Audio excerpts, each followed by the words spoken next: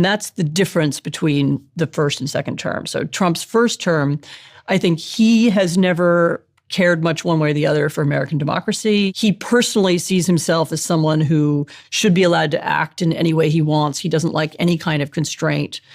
He admires foreign leaders who have no constraints. But he was one way or another constrained in his first term by the system. And now he's surrounded himself by people who are seeking to help him avoid those constraints. And that's new. I think when we have these conversations, we assume that everybody agrees that democracy is the better path. Sure. And that they understand the downsides of an autocracy. So there are different kinds of autocracies, to be clear, and some are more repressive than others.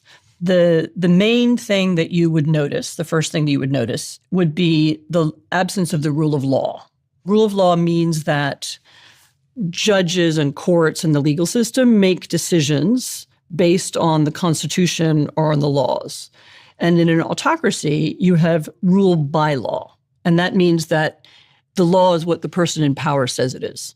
Mm-hmm. And so if you did a program, for example, and someone on your program said something that was offensive to the leader of the country, you could be arrested and you could be put on trial. And instead of the court saying, right, we've looked at this case and according to the law, in the law it says we have freedom of speech and you can do whatever you want,